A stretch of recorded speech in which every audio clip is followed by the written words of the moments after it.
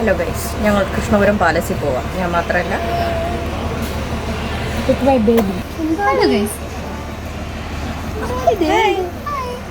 Harippad KSRTC സ്റ്റാൻഡിൽ നിന്ന് Karunagappally bus കയറി കൃഷ്ണപുരം സ്റ്റോപ്പുണ്ട്. അതിലിറങ്ങിക്കഴിഞ്ഞ് കഴിഞ്ഞാൽ നമുക്ക് കൃഷ്ണപുരം പാലസിൽ പോകാം. കൃഷ്ണപുരം ബസ് സ്റ്റോപ്പിൽ നിന്ന് 6 മിനിറ്റ് നടക്കാനുള്ള ദൂരമേ ഉള്ളൂ കൃഷ്ണപുരം പാലസിലേക്ക്.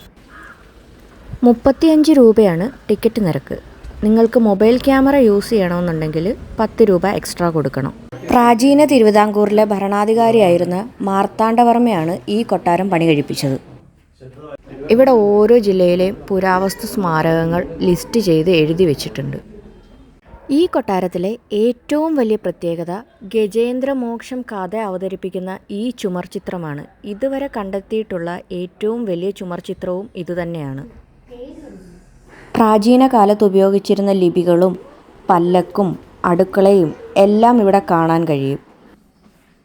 പഴയ കാലത്ത് ഉപയോഗിച്ചിരുന്ന ഉപകരണങ്ങളും നാണയങ്ങളും പിന്നെ കുറച്ച് വിഗ്രഹങ്ങളും എല്ലാം കൂടി ചേർത്ത് വെച്ച് 16 കെട്ടായ കൃഷ്ണപുരം കൊട്ടാരം ഇന്നൊരു മ്യൂസിയമാണ്.